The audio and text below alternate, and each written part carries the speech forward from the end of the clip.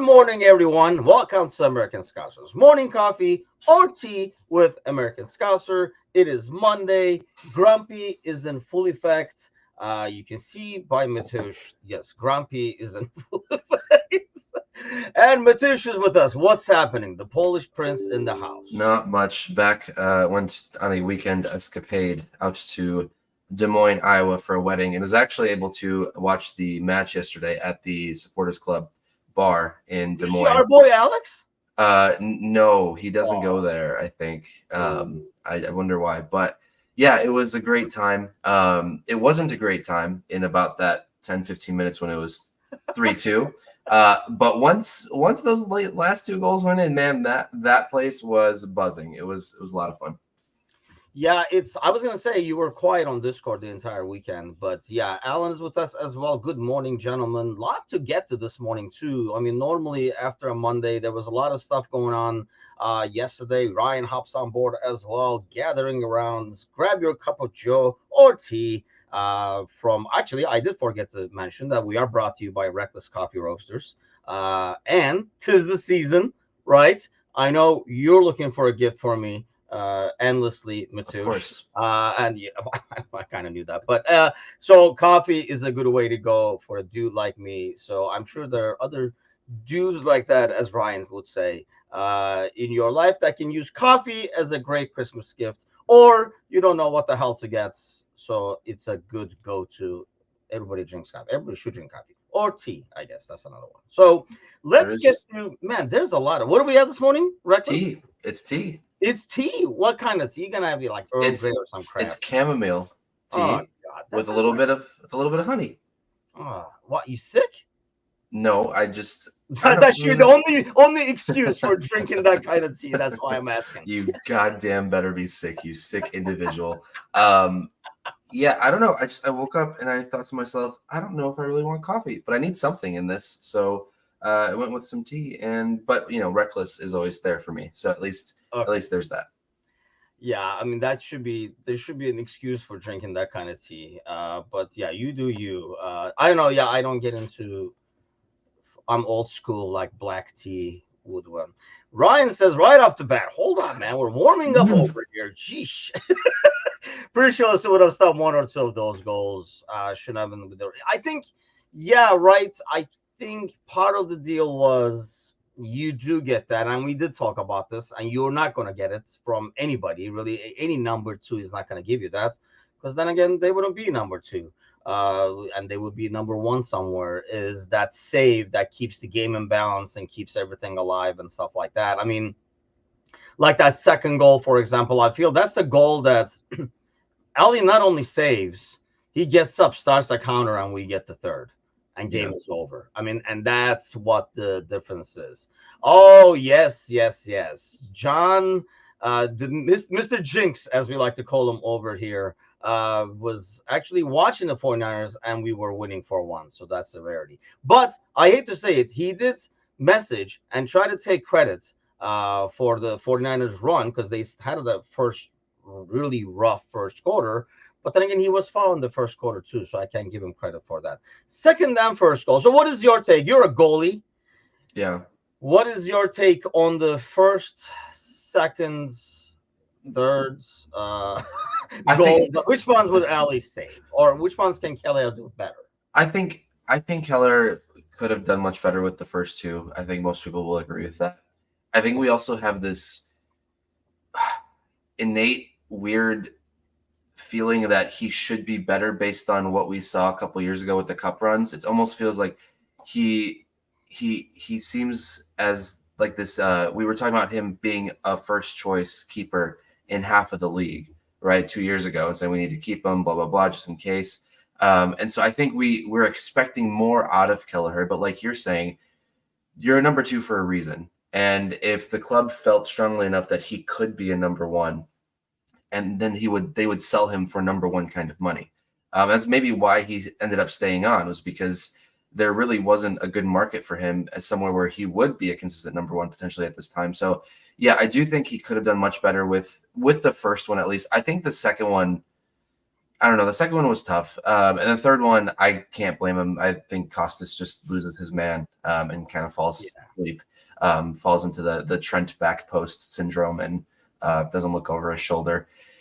I think more importantly than the goals was just sort of the control and the presence in the box.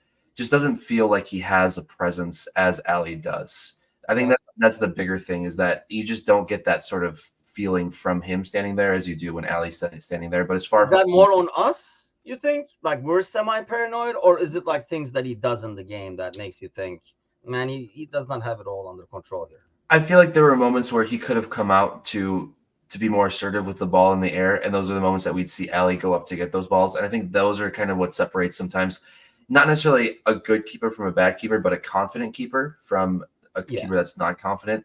And obviously, guys, he hasn't played that much in the last 2-3 years, right? He's been given a little bit of opportunity here and there. And there just might be some time here where we need to just kind of go through it and have to score more than we give up, like the Brendan Rodgers days, like no defense, just fun, right? We just hit bangers from outside of the box, but give up 2 or 3 consistently. So yeah, I think overall it's tough to see those go in, and he could have done a little better. I saw a comment from Hillary, one of our like OGs at American Scouser, post something along the lines of like, yeah, it had like flashbacks from earlier club days, like that Norwich game and stuff like that. We're gonna concede, but we're gonna come back and score another one, kind of a deal. But yeah, I mean, honestly, you look at that game, and I'm sure we'll talk about it with the boys a lot tonight too. But 2 wonder goals in the first half, like wonder shots, I should say, that resulted in goals. I mean, crazy. I mean, really, Endo as well. That kind of got lost in the mix a little bit because of the importance of the goal. We couldn't like marvel at his beauty as much, but. And honestly, I was watching the highlights yesterday because I was showing like the wonder goals to Ainge, and I noticed that actually for all the shit that we did give him, and we should rightfully give him, I don't think he had that great of a game, but Nunez is involved in both of those two of those goals. Yeah, I was gonna if that came up, I was gonna say that yes, there was that chance that he probably should have buried that went off the crossbar, but Endo's goal and Trent's goal were both there because of Nunez. The little bit of the header to Salah to cushion the ball from Konate for Endo's, and then off of the rebound from Gakpo's shot, keeping the ball in and playing it across to Costas eventually. That came back to Trent. Both were because of Nunez. And if that effort wasn't there, then who knows how those 2 possessions of play would have ended. Even in the first goal, because actually I was saying around the 50th or 55th minute that I only remember one good pass from Nunez this entire game, kind of a deal.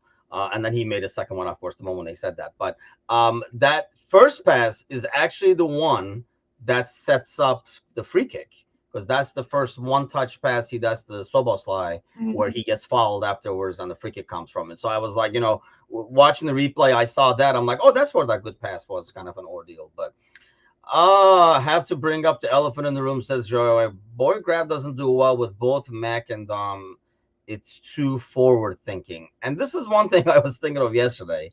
Not only that, I feel like, and honestly, was that the third goal that was on Gravenberg in terms of playing the simple ball? He tries to play this through ball. Have we gotten, I was talking about this in the post-match and asking the boys with like Kazi and Galley, have we gotten a little too creative in that midfield, from like being very plain and the ball going wide, like, what you see kind of a thing, as they say on the pitch, to people trying to force passes that are not there? They're just trying to make up for all the lack of creativity that we had in the past. It's pretty obvious. And I think, yeah, we were able to see a big difference when Endo came on with that altogether, I think. And maybe going into Sheffield, having something in the likes of Endo, Mac, and Sobo would be something to entertain. Give Mac a bit more of that free reign to move forward a little bit. So, yeah, I think Gravenberg just didn't have a great game. He was a little sloppy, gave away possession a ton, and he had a lot of touches, but it felt like they were just they didn't go anywhere, and it was sort of just it was a weird absence from what we're used to. And I think also part of it is sometimes when you get these shiny new toys and they hit the ground running really well, all of a sudden you expect that every single performance they put on should be a 8, 9 out of 10. And as soon as we see a little bit of rockiness, we go back to, oh, well, maybe they're not as good as we thought they were, or whatever the case might be. Just, we just have to sometimes pump the brakes. It's all coming back to this year being where we just sit here and go, are we rebuilding? Are we contending for a title? Right now, we're contending for a title again, guys. And Yeah, suddenly, right? Shockingly. We appreciate Curtis Jones now, says Cosgrove. And I think, you need that one guy in that blend. So if you have Mac at 6, I think that's where you need Curtis. If you have Endo, then maybe you don't need Curtis because Endo gives you that. You need somebody over there who's going to play a bit more possession, if you will, and game control as opposed to. And I think it's picking the spots too. Gravenberg does some stuff that Curtis Jones used to do, where he would force something where if it doesn't work, you're really leaving us kind of like, high and dry in the back over there. Yeah. Whereas it's one thing to force something like, like in the box or something like that. I get that, you have to make something happen. But like the positions he was doing it in, when you lose the ball, it becomes a huge turnover. I think that's one big upgrade that Curtis has done in this game is he knows when to do those things and he knows when to play it safe. And most of the time with his positioning, it is the safe move. Football Flashback is in the house. Happy Monday, he says, and he lost his bet. We keep a clean sheet. And honestly, I would think that's not a bad bet because, we have Alex on our panel show on Wednesday nights, and that's his biggest complaint is that they're not able to score even when they play well.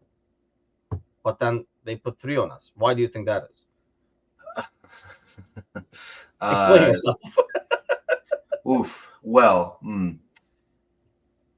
just poor defensively.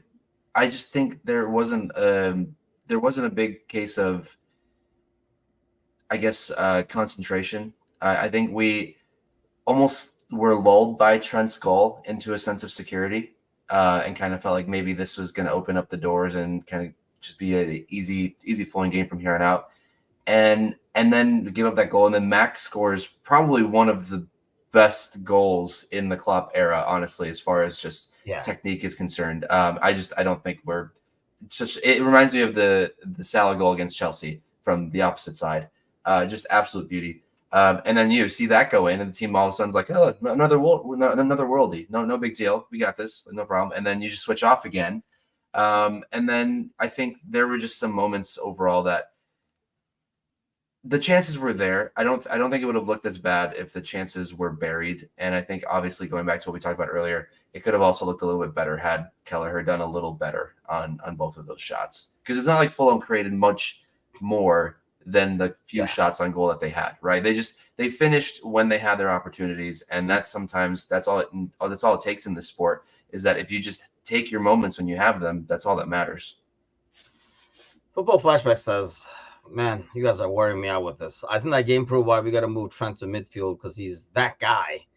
That guy in terms of, yes, like creating and stuff like that. But again, you look at the first goal. I can't really put the first goal on Kelleher a lot, to be honest with you, because he can't really come out too far for it because then the front post is open.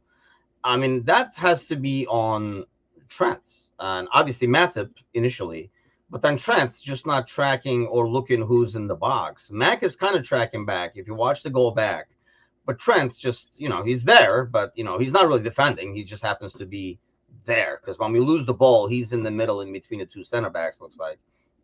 Yeah, he's not a defender anymore. He's a midfielder, so he doesn't have to go back. Yes, and that's the problem. Like he does not. But what I loved is last week, I still put that goal on Trent against City, but somehow it was on Van Dijk and Matip for not covering Haaland, even though Ake looked like Maradona driving by Trent. This week, same people are putting the goal on Matip instead of the one covering the guy who scored a goal. So, I mean, you can't have it both ways. Anything to not blame Trent at this point. So I just don't think you want a midfielder who doesn't defend. Or let me rephrase that. I mean, I don't, and I don't think Klopp does. More importantly, wants a midfielder who does not defend. So it's going to be interesting. Ryan's first goal is on Trent. I think yes. I mean, you have that chance, but you look at that goal and like the second goal, I felt Keller could have done a lot, but he almost overreacts to Mm-hmm. the first ball, which is why he's out of position. Which I don't even know because the first ball looks like it's gonna go out of bounds. So why he overreacts to that, I'm not sure. But that's like the only thing. Um, the shooting technique of Endo's goal is on other. But yes, we were just talking about that. And he says he started him over Sheffield's. Good morning, Sparky. So speaking of Sheffield over here, let's get to some headlines. Ornstein says Sheffield United set to sack Paul Heckingbottom. Really, with that last name, he should have probably been sacked a long time ago. But Heckingbottom is going to be sacked, looks like. Do you like that concept where you play against a team that is semi in shambles, but I would rather not play with a new manager? Where are you at with that? Oh, yeah. You always want to avoid the new manager bounce. And that's why this is a really kind of a bit of a nervy game. Obviously, they just got smacked 5-0. And you would think that there wouldn't be much to worry about. But the new manager bounce is a real thing most of the time. And so there is that little bit of looming over your shoulder like, hey, and we have history of not playing up to I guess we played down to the competition and not being up for these games that we've seen with Leeds and Forest and whatnot in the past. So yeah, it's a little. I'm not going to say I'm worried about the match overall, but there's a little bit of nervousness.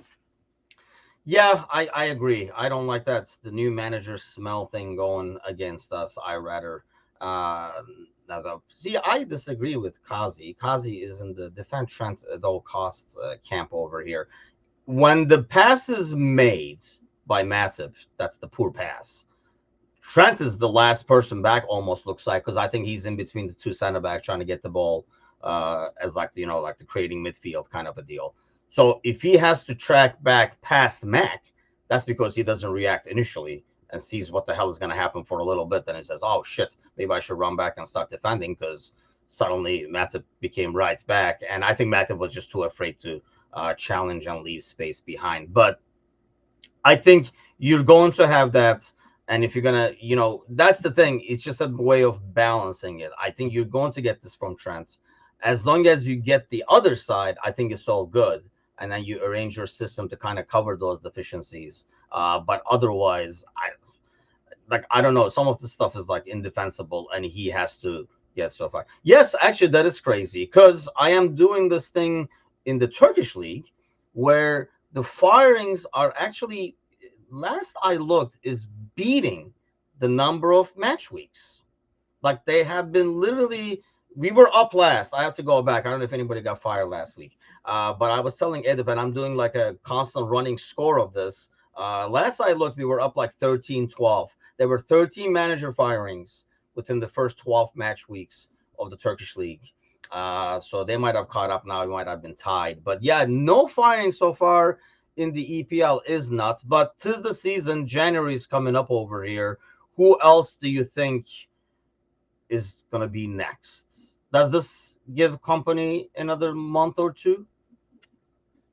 Probably. I mean, I could see him going till at least January. I don't think there's anyone else, weirdly enough, that I'd say that would be in danger unless. I mean, how do you feel about Ten Hag? Honestly, do you feel like he's there to stay? With the new dude taking over, I think if the Champions League, if they're out of Europe, I think if they're in Europa, he has a chance. Ten Hag fired after another 7, or yeah, we could pull the plug on Ten Hag too.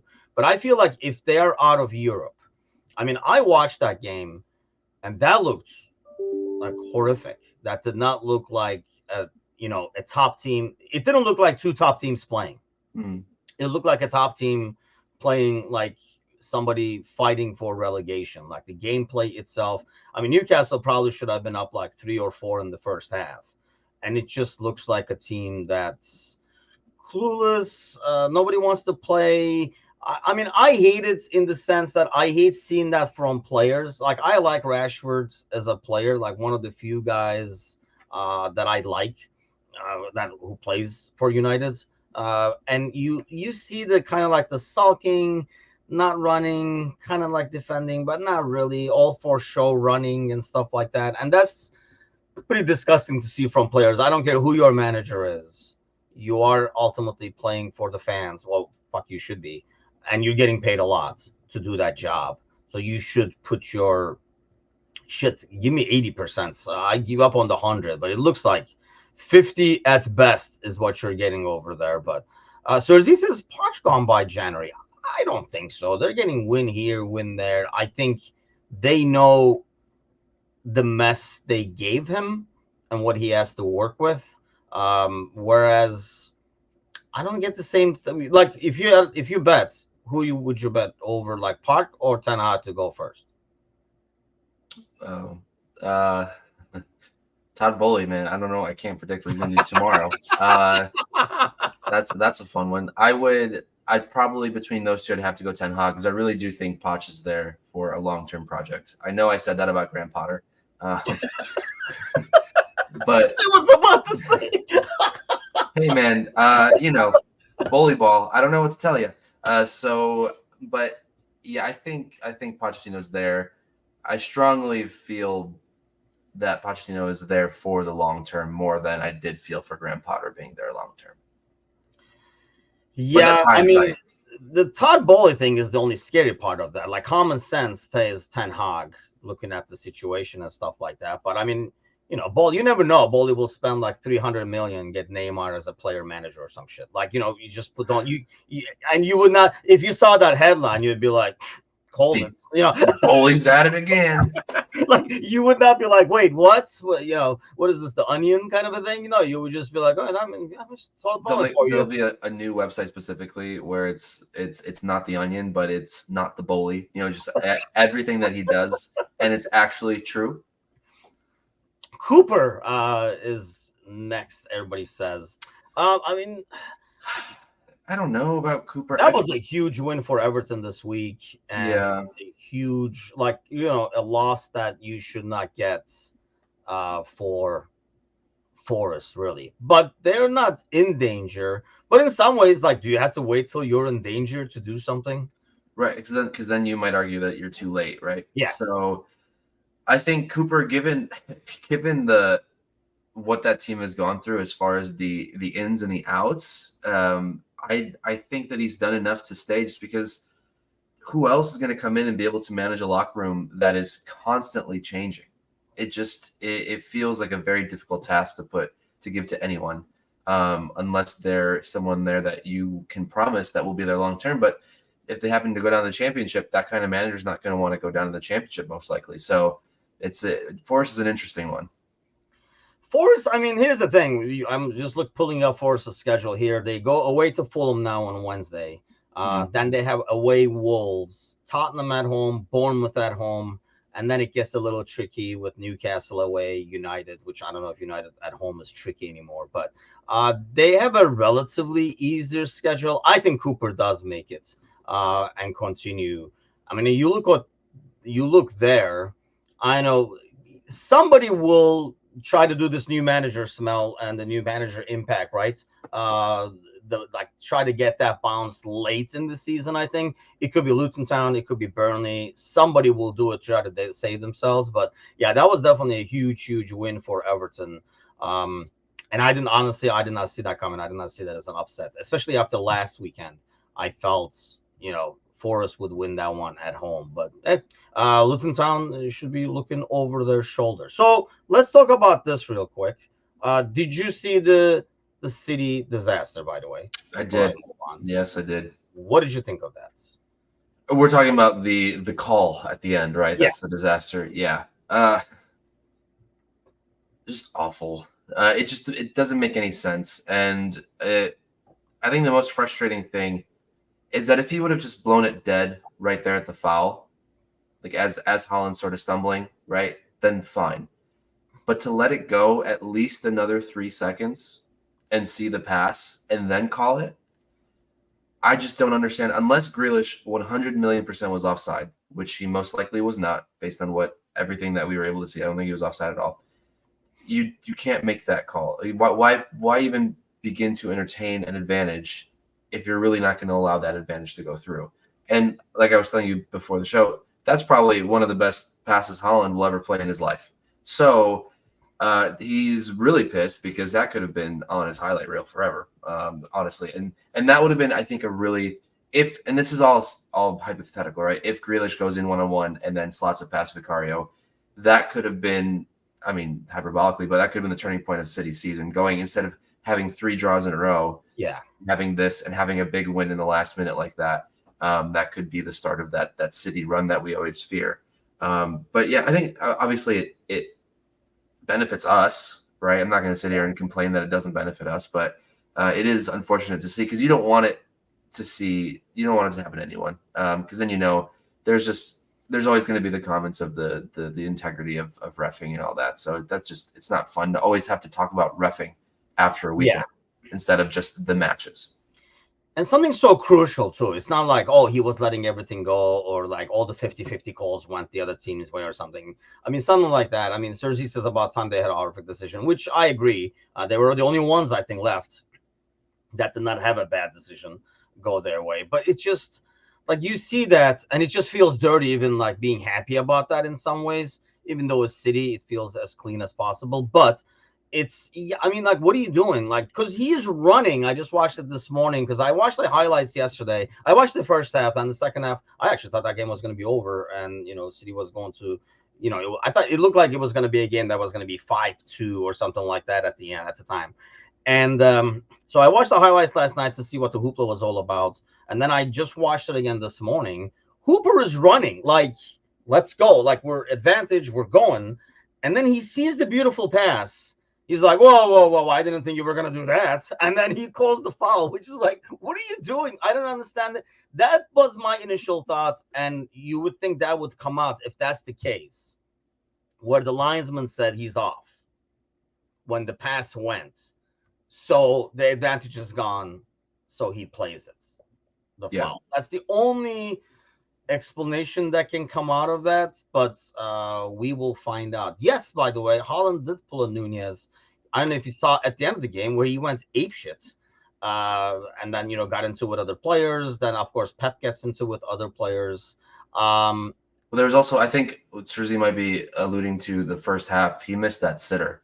I think it was from like 10 yards out, and it just went wide. I don't know if that's what he's referring to, or if he's referring to the craziness after. Maybe a little bit of both, right? That's kind of what we get with Nunez. A hint of Nunez on both. Yeah. It's, I don't know. Yeah, Ryan says, apart from Arsenal winning, which I thought they would win a lot easier, actually. It's has been a good weekend overall, and now it looks like maybe we should start watching Arsenal scores a lot more carefully than watching City scores, because I think by default we were only looking at what does City do though. Kind of an ordeal, or who are they playing? I think we have to start looking at it. And so he says at least no one can blame VAR this week. That was on him, and I don't understand. That's the only explanation I can come up with. We'll see if that's what they run with. Maybe they'll watch the show and be like, you know what, good one, we should use that. Let's take a look at this. This happened this week. So my brother messages me. And he says, oh, did you see the groups? And I was like, no, I didn't see anything. And then like he sends me a screenshot of like the bags, like, like bag A, bag 1, or whatever they call it, pot 1, pot A, pot B, or whatever. And then he says it's like Germany, France, Italy, Turkey. And I was like, wait, what? I'm like, you're going to be shitting me. And I think that was like, apparently that was his joke. That's how funny my brother's. And that was like the scenario he was drawing. And then obviously the draw comes out. And the first thing I thought of is, wait, Turkey and Poland can be in the same group. But you just told me this morning that you guys are in path A, which would put you in Netherlands, France, and Austria if they qualify. Would have rather gone to your group, honestly. How dare you? Honestly, I thought Turkey got lucky. First of all, getting Portugal was basically the team that's out of pot A in that one. Yeah. I think Turkey was pot B, actually. So that kind of works. And then Czechia, and I don't know who's going to come, obviously. In some ways, Turkey plays better against if they know it's going to be a tough opposition. Um, so we were like, they'll probably be dead last and lose to every single person because they all go out thinking they'll win every match. But what do you make of it overall? Anything that catches your eye and say, what the hell? I think right away, I think Group B will be interesting with Spain, Croatia, and Italy, and Albania. I'm only saying this because of the group that they came out of. But Albania might have a little a little beef with these three teams and kind of being taken as the fodder of the four. I think they have a good chance. Okay, not a good chance. I think they have a chance for some surprises. So I think Group B for me is probably the group of death and the most interesting. And I'm not sure who's going to finish first out of that group and who's going to finish fourth. I think the rest of the groups will get a pretty good sense of who I think will finish top. But yeah, the Group B is really interesting. And I think Group A is a little, I guess, between those two, Group A is also a little in the air as well because Germany is not the powerhouse that they used to be, right? Hungary looks fantastic. And that could just be the group wasn't that strong for the Euros or for the qualifying group.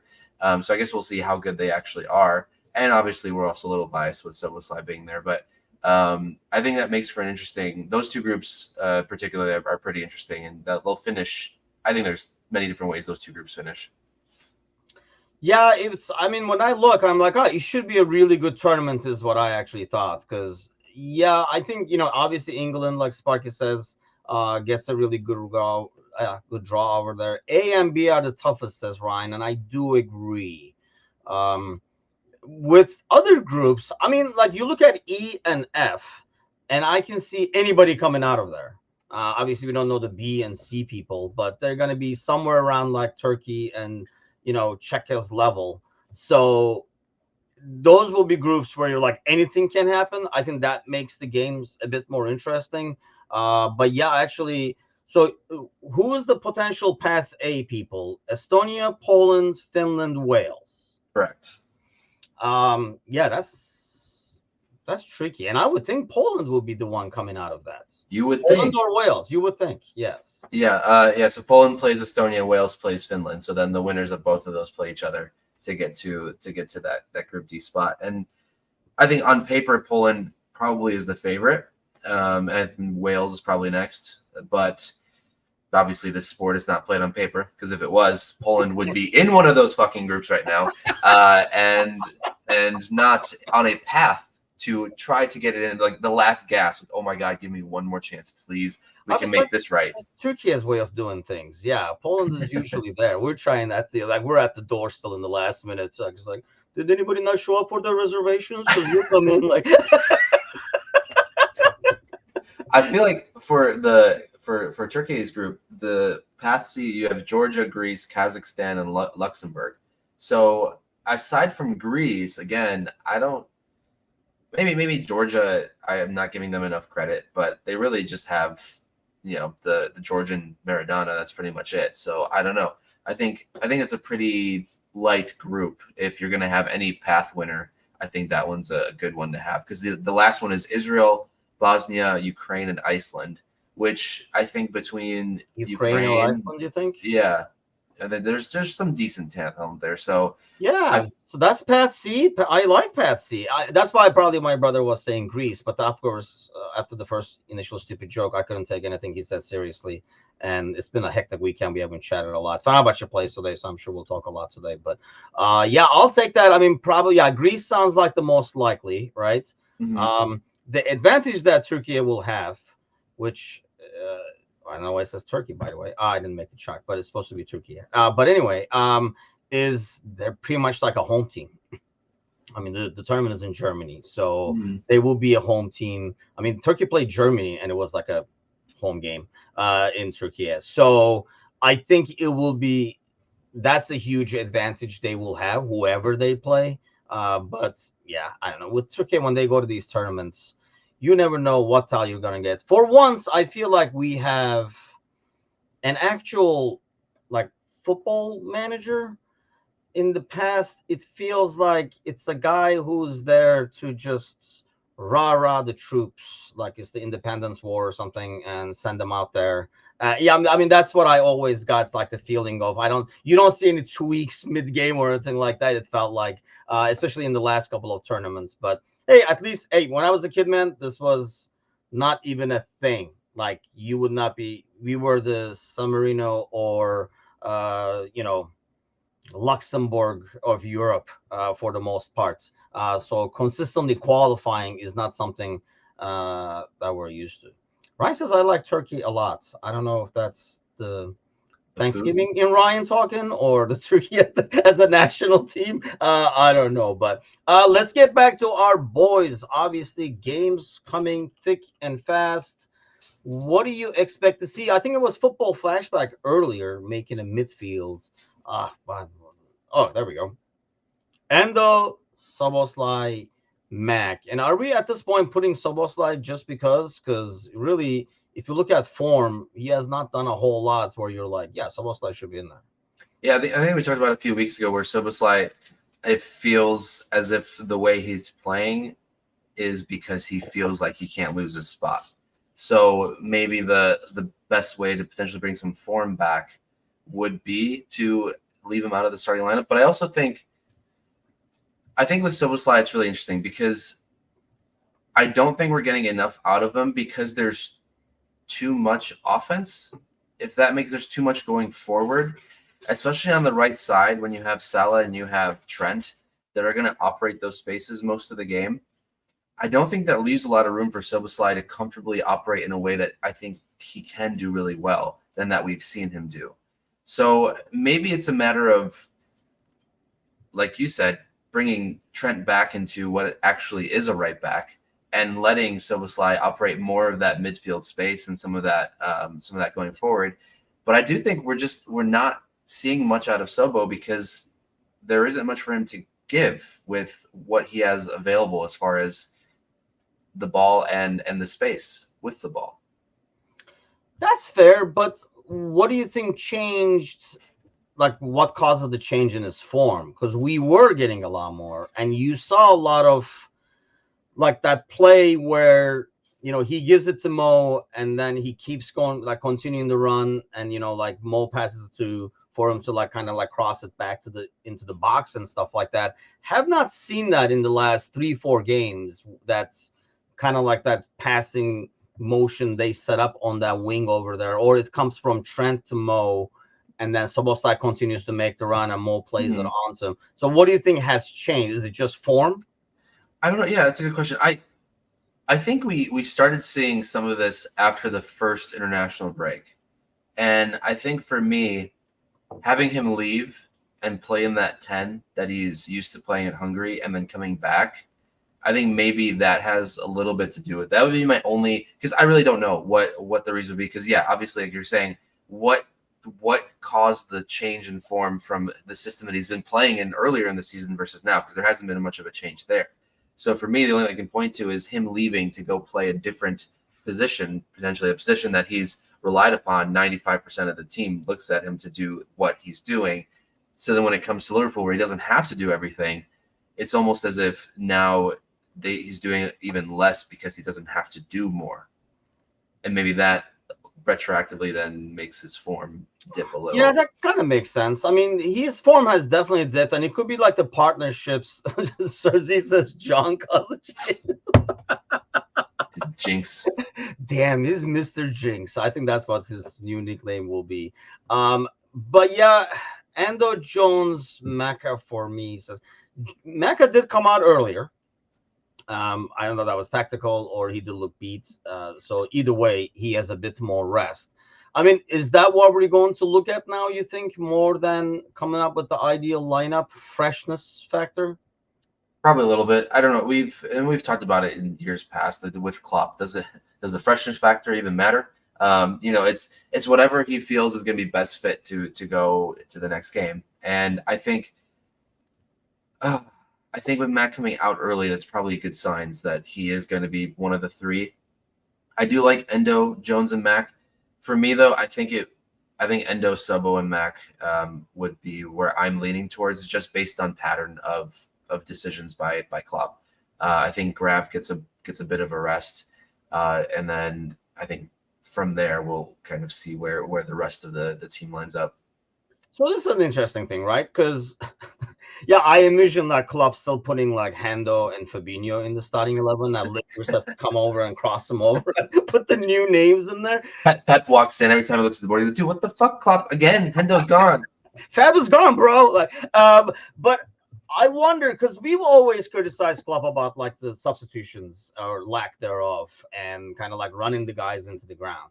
So I guess like my question to you is twofold. One, do you think he has learned from seeing Fab and Hendo being run into the ground and having generational wealth instead now, or it was he eager to make changes and keep things fresh all along? He just did not have as much of a quality and depth. Or is he doing like, is the quality forcing him to make more substitutions now, I guess, or has he learned that you have to make it, otherwise these guys get run into the ground? Perhaps it is a quality thing. I think we've talked about this has probably been one of the deepest squads that he's ever had to manage. And I think at the beginning of the year, with everyone coming in, we talked about how would that look moving forward, and then being able to have this many names to choose from, and how are you going to be able to choose the names on a weekly basis. And so I think maybe that's a good point to what you're saying, that because there is such a depth and quality, that the substitutions are easier to make because there's more faith in who's coming in now. So that's a really good point. I think sometimes I feel like sometimes there's still some odd decisions made. I think, and I know people will be lying when they say this, but I think when people saw Endo coming in yesterday instead of Elliott, I think people were losing their minds, going, "What the fuck is Endo going to do that Elliott couldn't come on to do?" And if you're saying that you were sitting there going, "Oh yeah, great substitution," there's no way I'd put Elliott in here in this situation, then you're lying to yourself. Because if you're chasing a game and you need a goal, you're not going to go to Endo. But I think obviously it worked, right? So I think it's nice to have that depth, and I think maybe that's part of what you're saying, is that there's just the opportunity to rotate more because there's more quality. Yeah, I mean, I'll be honest. When I saw Endo coming in, I didn't throw my hands up, but I was like, I thought there was either something wrong with Mac or he was exhausted beyond. That would be the only reason Endo would come in, kind of an ordeal. So I was shocked to see him come in personally. I didn't think it was like, yeah, I know what you mean, though. A lot of people took it as almost like throwing in the towel. You're like, oh, we're putting in the best midfielder, and, kind of an ordeal. But I think it shows that this is not FIFA just to score. You don't need to just freaking take every midfielder and defender out and put a bunch of strikers in. That's not how any of this works. And I think, obviously he scored the goal, but aside from that, he did win a lot of balls. He did win a lot of tackles, and he was able to, even when he doesn't win the ball, one thing I like seeing him do is he does cut off the passing lanes. And I think he came out as a player. You look at Nunez towards the end of the game, he totally lost it. Like, he lost the plot. Like, he loses. I think you can't doubt the effort, right? But I think sometimes he loses the game, like the game plan and stuff like that. He's like playing real raw, like somebody threw a ball out there into the field and he's running out there like playing, because like the way he was pressing changed. Like, he would run at a guy aimlessly, knowing there's a guy on the left, but he wouldn't cover that side as he was cunning. So obviously the ball passed, so he was being made to run around like an angry bull all the time. So he kind of like lost it. Whereas you see Endo coming in, and I don't know if it's the age, I don't know if it's the style, I mean, background, you think? Because he comes with like, he still has that determination, but there's a calmness and like a bigger understanding behind it. I think it's just maturity overall. I think that's partly to do with age and experience and captaining your international side, right? When he leaves to play with Japan, he's captaining that side. So he's always going to have that calming presence, that demeanor, the maturity. I think that's the big part. And it's not that Darwin is immature. It's just that what you're saying is that he sort of goes out and feels like, okay, I have to do this on my own now. I'm going to try and win it at whatever cost. And if that means alienating the rest of the team, so be it. I'm going to just do what I need to do to get it done. But to his credit, like we've talked about, the last 2 goals did come off of touches from him as well. So while there were moments where he was definitely, it didn't seem like he was playing the same game anymore, he was able to change the game in the way that he does. This game overall was just a Darwin Nunez game. Not him specifically, but Liverpool Fulham, the game in a nutshell, was a Darwin Nunez game. So it was a lot of fun. But yeah, there's moments where you think you would leave a little bit of that chaos for just a little bit more stability. Yeah, that's fair. Oh, here we go. You're the fashion experts on board. The American Scouser fashion rep is you. You're everything fashion. Yeah, that's me. Look at us bums show up to the show. Look at you show up to the show. Well, maybe not today, but overall. Thanks, man. What do you make of the braids? Angie thought maybe he had his kid do it, but those were done really well. Yes, that's why I was like, I don't know, they're too good to be. I don't think a kid did it. Michelle was sitting next to me, and she was like, "Well, they're done really, really well, at least." So at least there's that. She has a good braid. Yeah, have you ever tried to braid hair? It is not easy, my friend. No. Because I remember when the girls were getting ready, like, obviously I'm no help. But I'd be like, hey, I'll do your hair and stuff. They're like, yeah, no thanks. I'll be like, I'd rather go as bald than have me do their hair. So what did you make of it as the fashion representative over here? I mean, I think they're fine. I think it's a little different. I will be honest. I think I saw some pictures back from his Benfica days when he had the shorter hair. I think it looked really nice. But I'm not gonna knock it quite yet. With the short hair, he almost looks like a young Polish prince. You think you and I look that you and I, sorry, Dad. What? No, I didn't mind them actually. I think a lot of people were making comments, but I find that a lot of men like to make comments about hair and fashion and clothing style for just weird reasons sometimes. So like Gally will shit on anyone trying to put on any GQ cover you find out there. Gally's gonna go, yeah, the fucking guy shouldn't have worn that. He's always gonna be there. But yes, and I just wanted to then kind of pivot here to what John is saying. Those Predators that Trent was wearing, yes, those are beautiful. And it felt like Gerard, right? Like that's kind of the feeling you got when he was wearing them. So yes, I don't know. I didn't mind the braids. I don't think they're here to stay, but we'll see. I'm sorry, I got distracted by Kaifi's spam thing over here. I mean, living with a heart condition is scary, but it is what it is. Okay. So yeah, going back to John, of course, he says that, and Cersei on cue is like, great. Now, something is gonna happen to those shoes, like the cleats are gonna fall off or something like that. They're gonna rip. I don't know, like Zion. I don't know if you ever saw Zion Williamson rip out of his Nikes on the court that one time. It's exactly. Trent's gonna go in for a tackle, and his boots just gonna go. Psh. He definitely shoots a lot better with them, but they don't track back or cover people in defending. So we need to. There's no GPS tracker in them.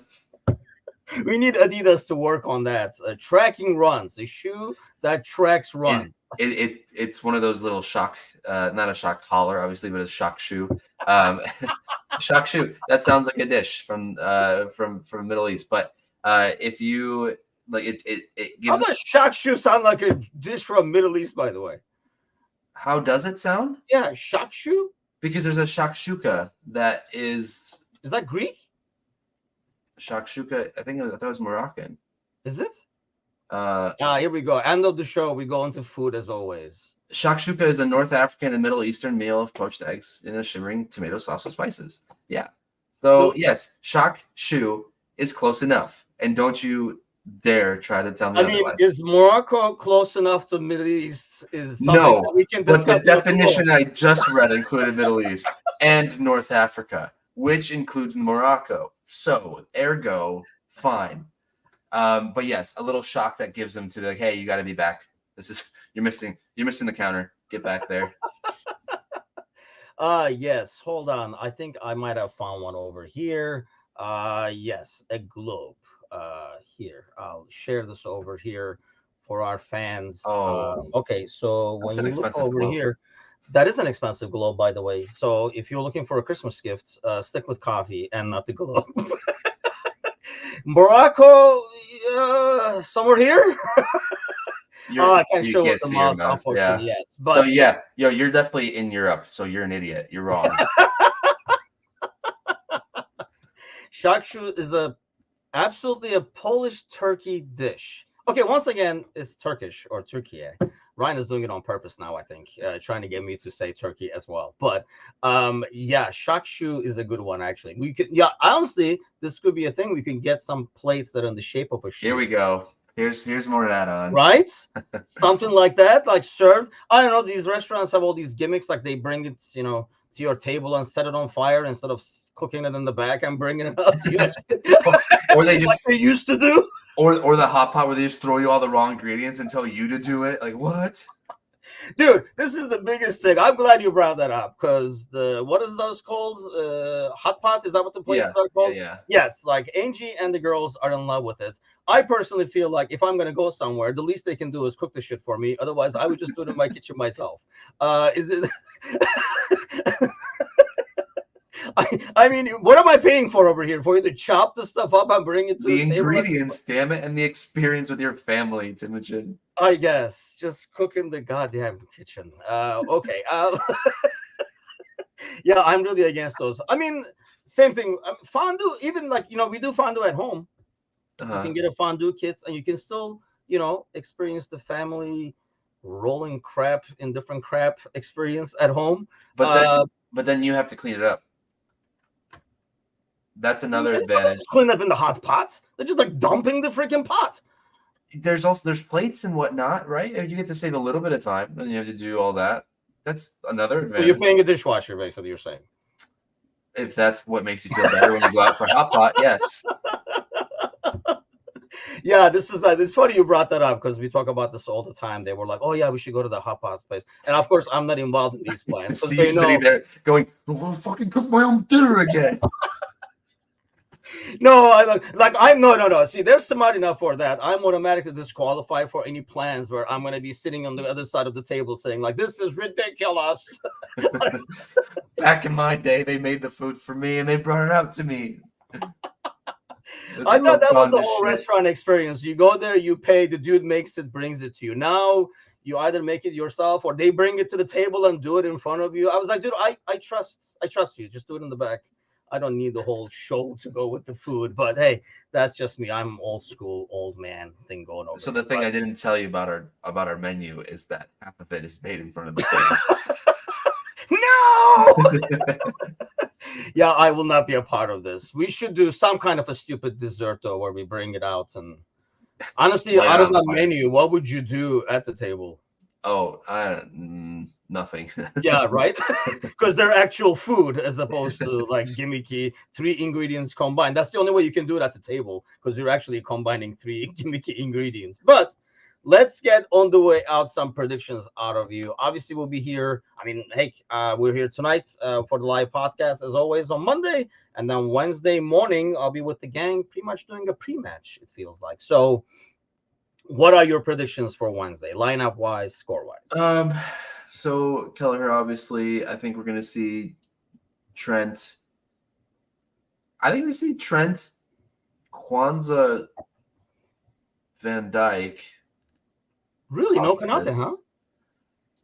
I want to see Konate, but I don't want to see him so much where we're not going to see him for a long time again. That's fair because I I think think it that's the sounded only thing like I'm Matt worried about. gone for a long time. Yeah, and I think that's the only thing I'm worried about with Konate is that if he wasn't necessary, obviously he was on the bench and he came in, so he was ready to go. But I don't know if that means he's ready to start. So I'm playing it safe with that, and then I'm gonna go Endo, Mac, Soboslai, Diaz, Nunez, Salah. I don't know. I feel like I would like to see Gakpo. But yes, yes, you would.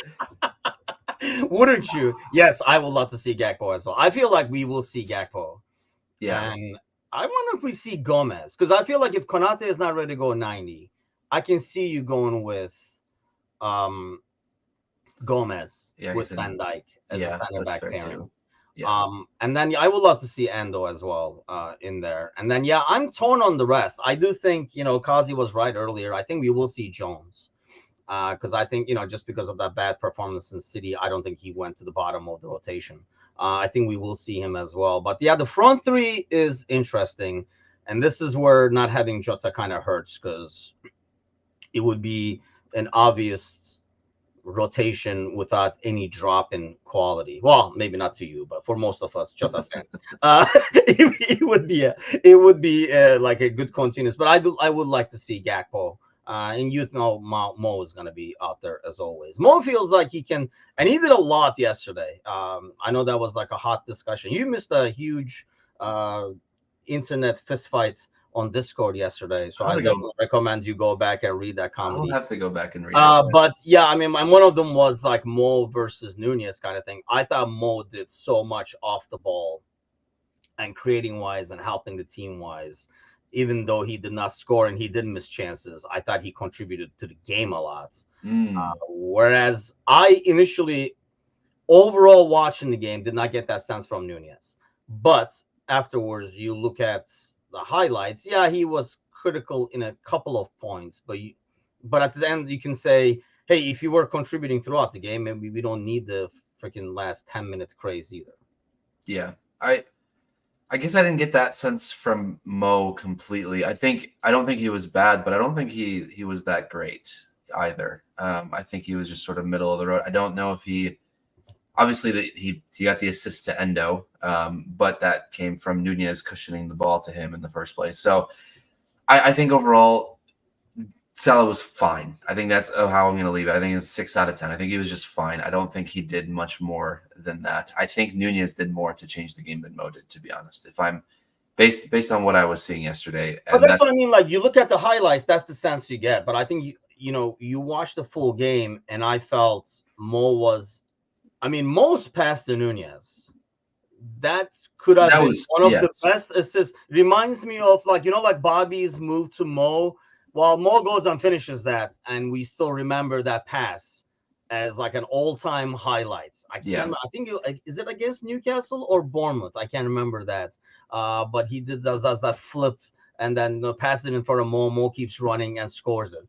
Well, we remember that because Mo finished it. Yeah, I think that pass he had with the header, that's freaking classic that you would remember for a long time if it ended up being an assist, but it didn't. And I think that's the difference. But I get it. I get it. Mo was good. Most passes in general, they were great. I think, he was involved. I was pretty happy with what he was doing. Diaz, I don't know what the hell was going on at times. That's something that I'm going to ask the boys tonight too. There were times where he was literally on the right wing. And I just don't know. I mean, here's the thing. Sometimes we see things, right? And we're like, dude, what are you doing? Because we're used to how we're normally playing. I don't know if he's wanting to do that to kind of like isolate Costas on that side for a second or something. Like, I don't know if it's by design or I feel like Diaz has a little bit of Nunez in him at times where he kind of loses the overall concept and he kind of starts improvising. Yeah, he was, I think, out of everyone on the pitch yesterday, he was probably the most disappointing just because he really wasn't anywhere and everywhere. And that's sort of the worst way to describe someone is that they're all over the place, but not anywhere specifically. And so, yeah, I think maybe that's why I would like to see Diaz against Sheffield, because maybe he just needs a good game against a club like Sheffield to really get back to good form again. So this is the only reason I would want him to be able to play on Wednesday. Yeah, that's true. I think too, and you do need that speed because I think if you take that out, mind you, Gakpo. I mean, there was one moment I was like, "Holy cow, he's quick!" Like he's not slow. No, yeah. He's not slow. I think because he's so like lanky and stuff, he doesn't like. You don't think he's going to be fast, but he's quick. Maybe not fast. He's definitely quick. But yeah, it's gonna be interesting. We're gonna have a game every freaking 3 days. Heart attack every three should be interesting. Not recommended by doctors this time of year, that's for sure. But be back tonight for the podcast of our monthly. I mean, every weekly Monday podcast with the trio. We're back and together finally. Schedules are lining up where we can do the trio every Monday again. So same time, 7 o'clock Central, 8 o'clock Eastern. We'll see you guys then. Do not forget to give us a like or subscribe right below right there. And then I think we're at like 598 or something like that. So go find two friends by the ear and let's get to 600 ASAP and then keep moving on. Share the words, like really with no advertising or anything like that. That's kind of like how we have grown over the time as people recommend us to others. So have a great week, everybody, and we'll see you guys later tonight. Take care.